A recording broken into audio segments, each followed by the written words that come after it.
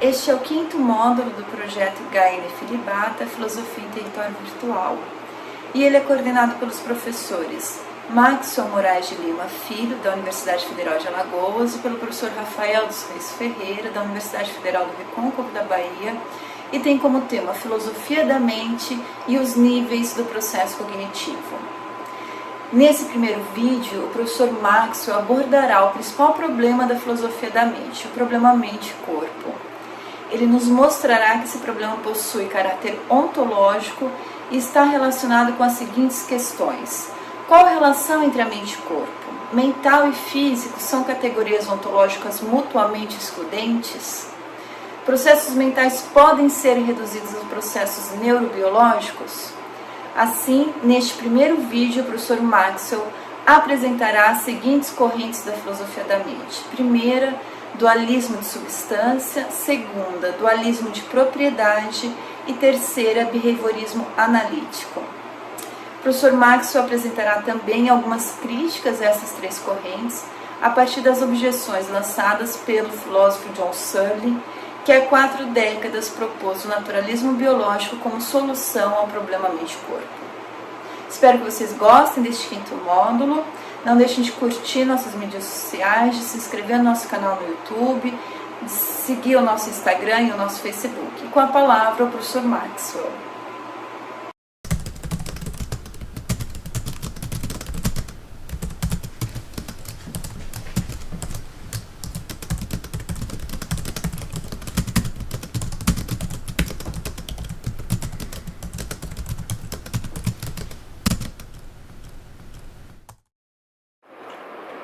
Olá, eu sou o Max, professor da Universidade Federal de Alagoas, juntamente com meu amigo Rafael Ferreira, que é professor da Universidade Federal do Recôncavo da Bahia, apresentaremos o quinto módulo do projeto de extensão Gaia Filibata, que tratará sobre filosofia da mente e os níveis do processo cognitivo.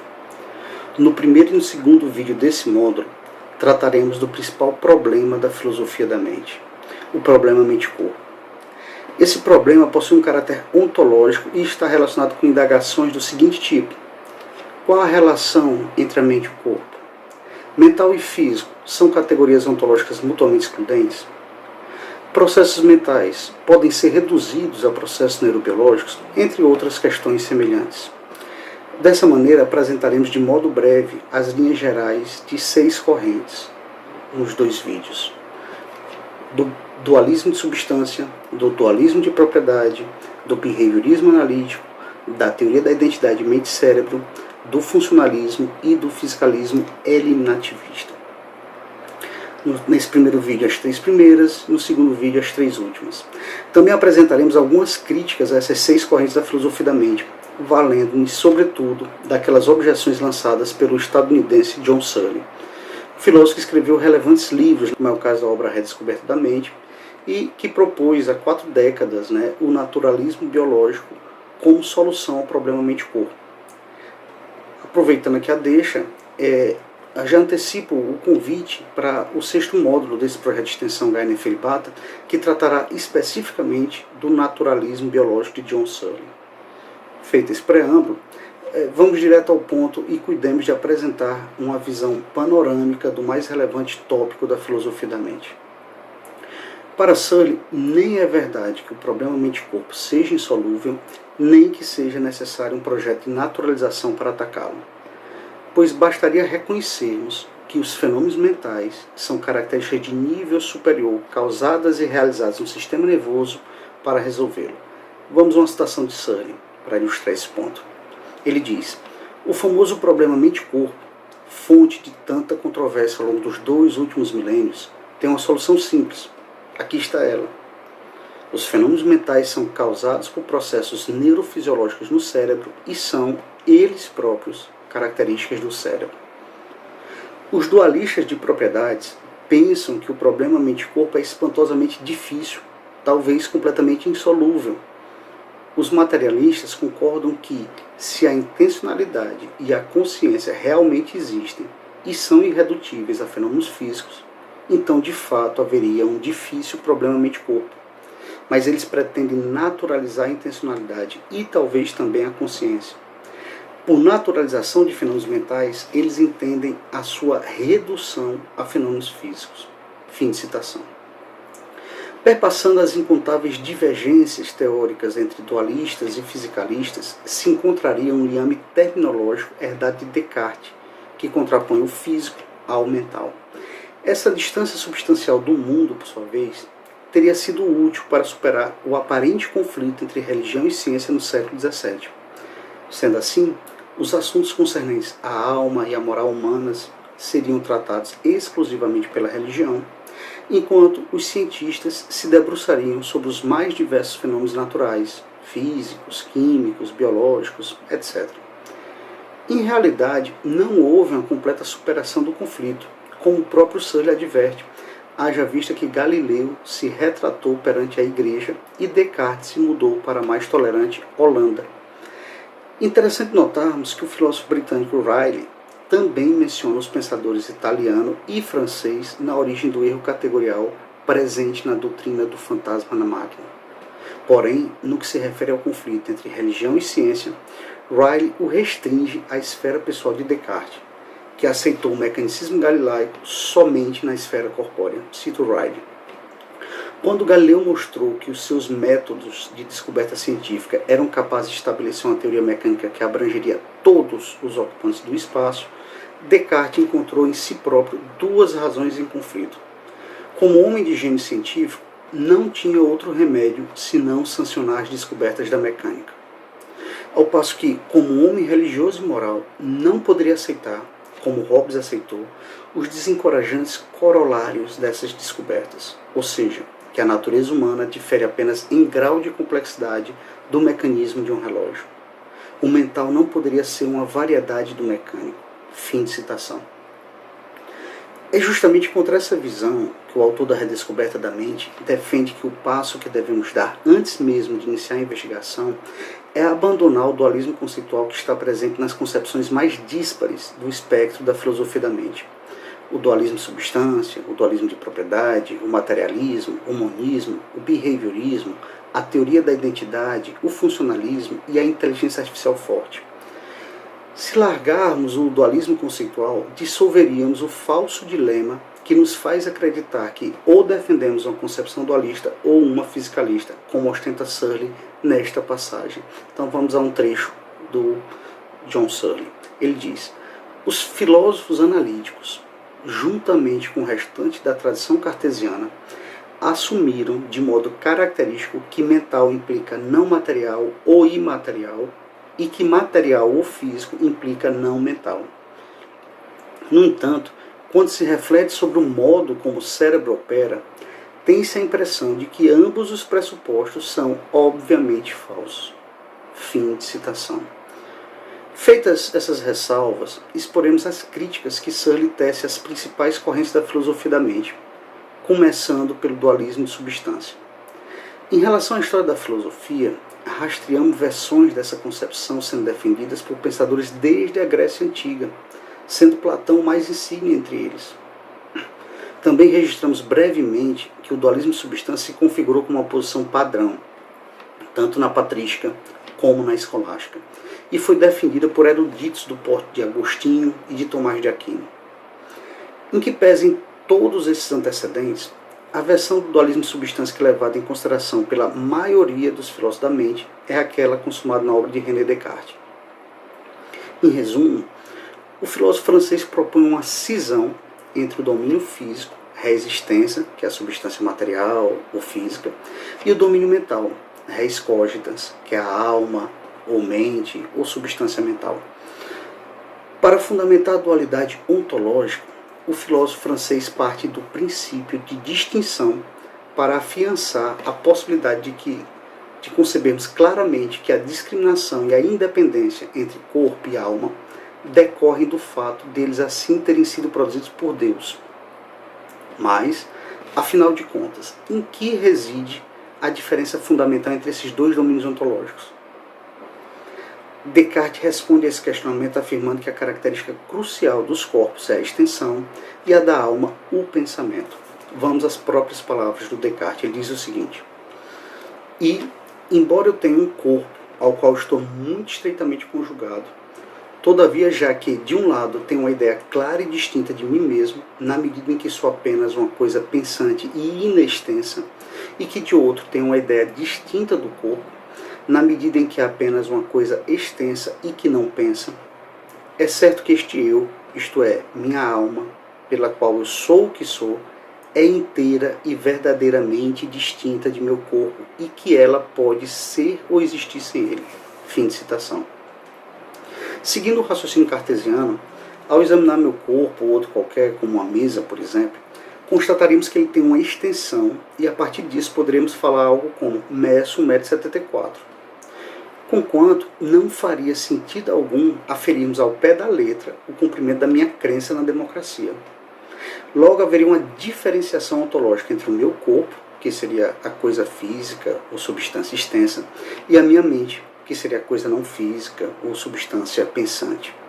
A coisa extensa é não pensante e a coisa pensante é não extensa. Decorre diretamente dessa distinção a irredutibilidade e a independência do mental em relação ao físico.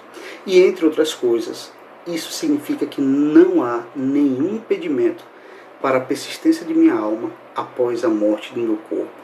Vamos às palavras do próprio filósofo francês René Descartes. Ele diz o seguinte: o corpo humano, na medida em que difere dos outros corpos, é constituído por certa configuração de membros e de outros acidentes desse modo, ao passo que a mente humana não é constituída dessa maneira, a partir de acidentes nenhuns, mas é pura substância. Pois, embora todos os seus acidentes se modifiquem, ela entende umas coisas, quer outras, sente outras, etc., nem por isso a própria mente torna-se uma outra. Ao passo que o corpo humano torna-se outro, em virtude apenas de que se modifique a figura de qualquer uma de suas partes. Disto se segue que tal corpo morre muito facilmente, enquanto a mente ou a alma do homem, o que não distingo, é imortal por sua natureza. Fim de citação.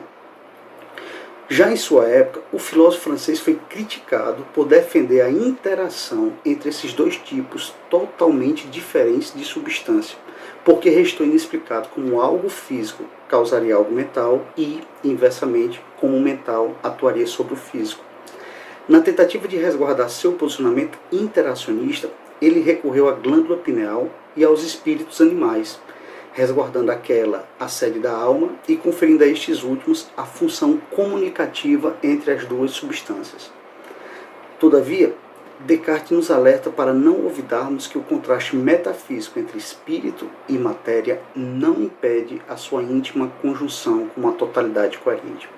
Vamos novamente às palavras de Descartes. Ele diz: a natureza me ensina também, por esses sentimentos de dor, fome, sede, etc., que não somente estou alojado no meu corpo como um piloto em seu navio, mas que, além disso, lhe estou conjugado muito estreitamente e de tal modo confundido e misturado, que compõe com ele um único todo. Fim de citação. Para Coutigan, seria incorreto enquadrar a posição de Descartes como um dualismo, pois existem atributos humanos que não se encaixariam nem como modos de extensão, nem como modos de pensamento, haja vista que seriam o resultado da união de ambos. Sendo assim, como os fenômenos psicofísicos não se identificariam nem aos fenômenos físicos nem aos mentais, estaríamos diante de um trialismo cartesiano. Para justificar sua linha de raciocínio, Coutigan menciona uma carta que Descartes enviou à Rainha Elizabeth em 1643, na qual o filósofo francês reconhece a existência de 3 categorias ou noções primitivas: a forma e o movimento se relacionam à extensão, a compreensão e a vontade ao pensamento, e as sensações e paixões à união entre o corpo e a alma. Independentemente de qual leitura exegética prevaleça, dualismo ou trialismo, o ponto é que os expedientes da glândula pineal e dos espíritos animais utilizados por Descartes estariam longe de serem satisfatórios. Por um lado, é incoerente delimitar a alma na glândula pineal, porque a res cogitans é uma substância não extensa e, portanto, sem localização espacial. Por outro, ainda que se considere que os espíritos animais sejam constituídos de uma substância física bastante delicada, permanece aberta a questão original. Como os espíritos animais, que possuem massa e são espacialmente situados, são capazes de interatuar com a substância imaterial. Não obstante as críticas direcionadas ao dualismo de substância ao longo dos séculos e o fato dele ser minoritário no ambiente acadêmico atual, não devemos esquecer que essa concepção está intimamente afinada, tanto com o senso comum quanto com o pensamento religioso, pois muitas religiões defendem uma separação entre a alma e o corpo. Para o autor da Redescoberta da Mente, no entanto, essa corrente seria inconciliável com o arcabouço conceitual proveniente das ciências da natureza, segundo o qual as características de nível superior se fundamentam na microestrutura, o que nos impede de tratarmos a consciência como se fosse uma substância distinta ou uma entidade adicional ao substrato físico. Nesse sentido, Searle assevera que por ser causada e realizada neurofisiologicamente é que a consciência não passa de uma característica de nível superior do sistema nervoso. Citemos Searle. Ele diz o seguinte: o cheiro da flor, o som da sinfonia, os pensamentos sobre os postulados da geometria euclidiana, tudo é causado por processos biológicos de nível inferior no cérebro. E, até onde sabemos, os elementos cruciais são os neurônios e as sinapses. Assim, é possível resumir da seguinte maneira as duas relações cruciais entre consciência e cérebro. Os processos neurônicos de nível inferior no cérebro causam a consciência, e a consciência é apenas uma característica de nível superior de um sistema composto de elementos neurônicos de nível inferior. Fim de citação. Obviamente, esse modo de pensar vai de encontro à tese central do dualista de substância, de que a distinção ontológica entre os dois domínios sustenta que o físico tem um modo de existência diferente do mental.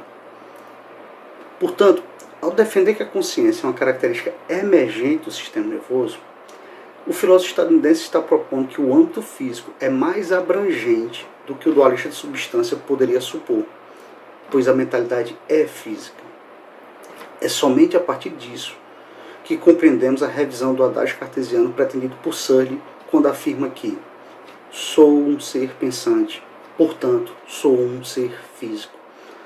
Mais do que isso, como a consciência emerge da organização e da complexidade físicas, Searle também discorda do posicionamento cartesiano de que os animais não humanos são autômatos, haja vista que o grau de semelhança conosco, principalmente com os primatas, leva-nos na direção contrária. Então vamos citar mais uma passagem de John Searle. Ele nos diz o seguinte: do ponto de vista anatômico, as semelhanças são grandes demais para que essa especulação pareça plausível, ainda que remotamente. Do ponto de vista fisiológico, como sabemos, os mecanismos que produzem a intencionalidade e o pensamento nos humanos têm estreitos paralelos com os que se verificam em outros animais. Fim de citação. Então, feita essa breve apresentação do dualismo de substância, a gente vai prosseguir e falar sobre o dualismo de propriedade. Foi com o intuito de fugir das dificuldades que se impõem ao dualismo de substância que alguns filósofos, comprometidos com a irredutibilidade dos fenômenos mentais, propuseram o dualismo de propriedade. Então, aqui nós estamos no dualismo de propriedade, que é diferente do dualismo de substância. Vamos ver o porquê. Essa abordagem postula a existência de uma única substância, a substância física, e de dois tipos de propriedade mutuamente excludentes, as físicas e as mentais.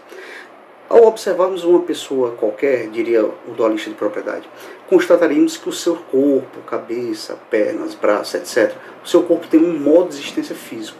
Porém, se analisarmos o cérebro dela, veremos que além de possuir propriedades físicas, muitas delas semelhantes às que são encontradas na cabeça, nas pernas e nos braços, tal órgão também possuiria propriedades mentais.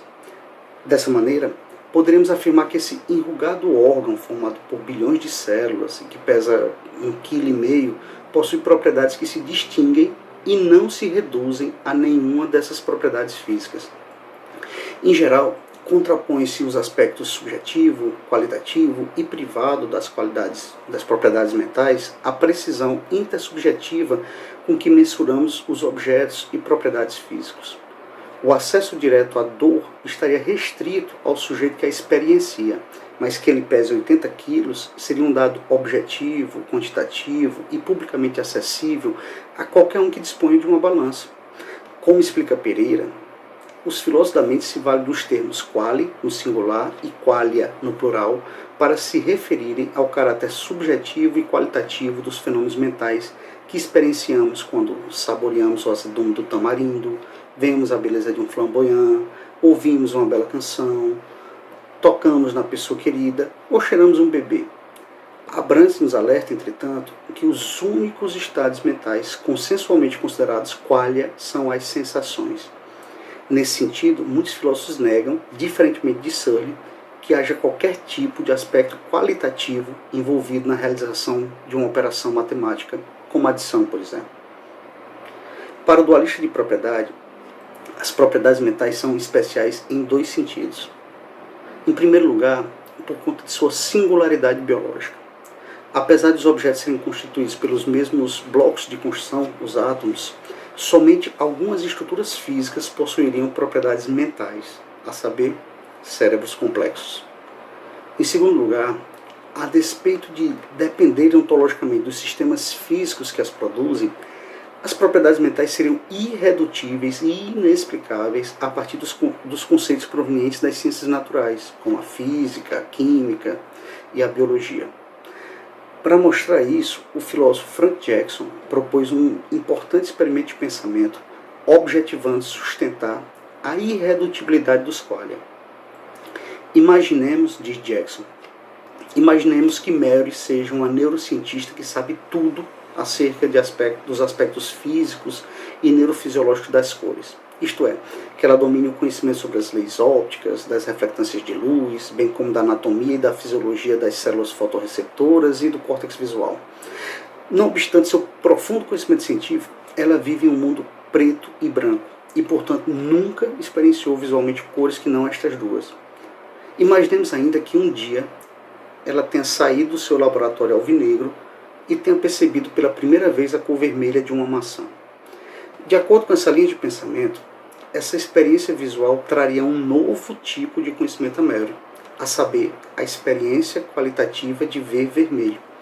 Ora, argumenta Jackson, se Mary possuía todo o conhecimento físico sobre as cores à sua disposição e mesmo assim ela aprende um novo fato cromático, concluímos que a sensação de ver vermelho, fato novo, além de não ser física, é irredutível ontologicamente a qualquer tipo de estado ou propriedade material. Com isso, Jackson quer defender que as propriedades mentais estão acima e além da realidade física e que se mantêm intocadas pela explicação físico-biológica da visão. Vamos às palavras do próprio Jackson. A conclusão é que os qualia são deixados de fora da história fisicalista, e a força polêmica do argumento do conhecimento é que é tão difícil negar sua afirmação central de que se pode ter toda a informação física sem ter todas as informações que há para ter. Fim de citação. Searle não admite essa diferenciação e advoga que o mental é físico por ser biológico, ou seja, os fenômenos mentais são fenômenos biológicos tais quais outros processos encontrados no mundo vivo, como a digestão, a fotossíntese e a mitose, por exemplo. Portanto, para sermos exitosos na superação do dualismo de propriedade, devemos rejeitar a terminologia que exclui a consciência do mundo natural e a trata como se não fosse biológico. Com o intuito de denunciar o quanto esse sistema de categorias é problemático, ele, Searle, assevera que o dualista inevitavelmente estará diante de uma encruzilhada se pressupuser que as propriedades mentais estão acima e além das propriedades físicas. Se levarmos em consideração o fechamento causal físico do universo, segundo o qual todo evento físico possui como causa suficiente outro evento físico, teríamos como resultado que as propriedades não físicas são causalmente ineficazes, ou seja, o mental subsistiria como um domínio epifenomênico. Nesse cenário, as nossas sensações, crenças e desejos seriam totalmente irrelevantes para o nosso comportamento, assim como seria ilusória a causação mental. O caminho alternativo seria igualmente problemático, porque se comprometeria, na contramão do que pressupõem as melhores teorias científicas, com a tese de que o universo não é fisicamente fechado.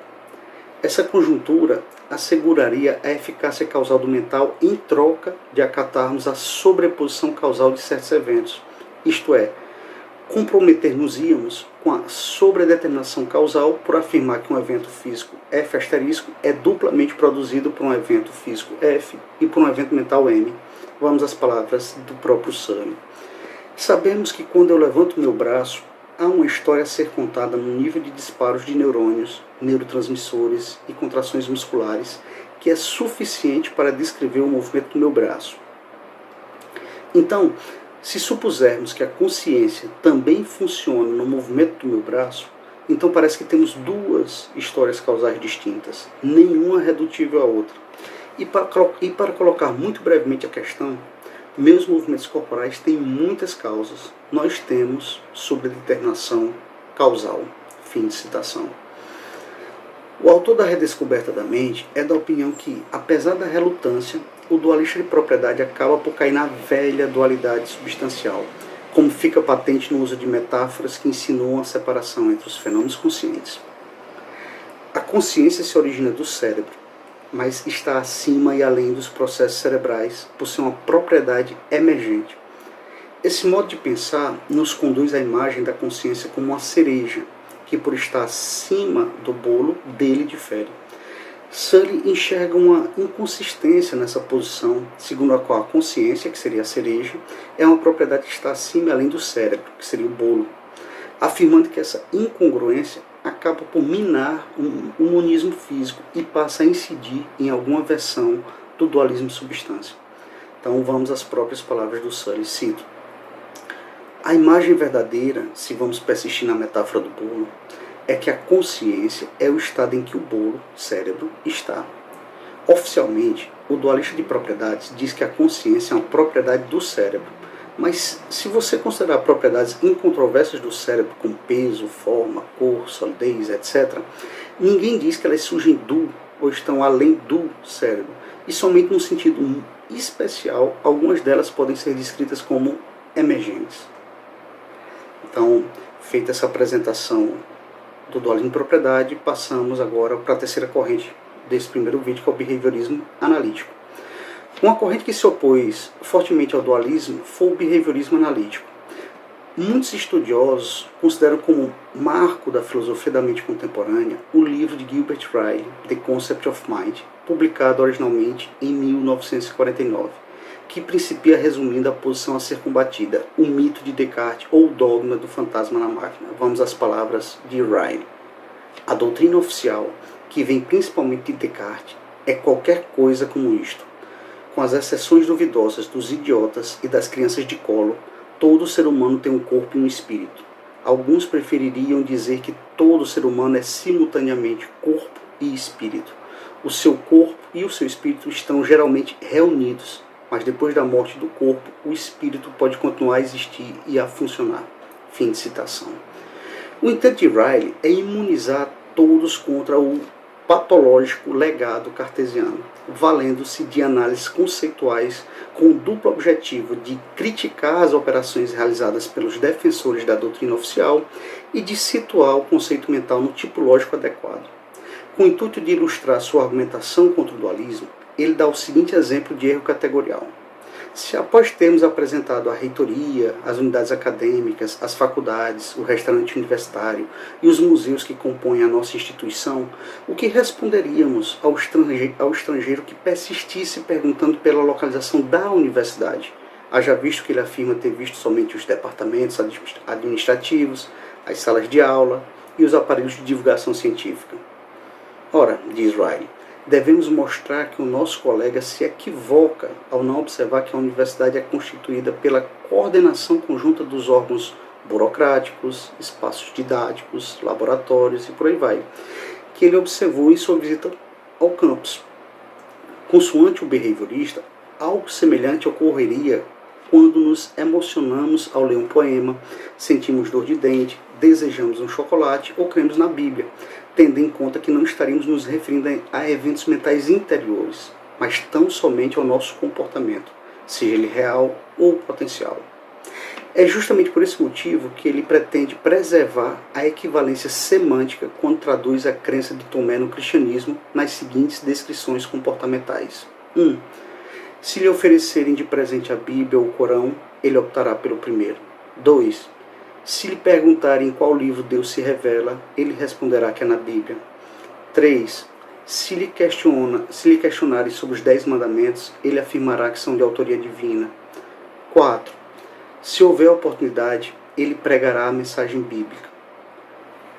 Uma crítica inicial a essa proposta teórica se reflete no repúdio de sermos reduzidos a pura e simples mecânica comportamental, desconsiderando para tal fim a totalidade dos fenômenos subjetivos e qualitativos que constituem a rica vida mental que todos nós, inclusive os behavioristas, experimentamos.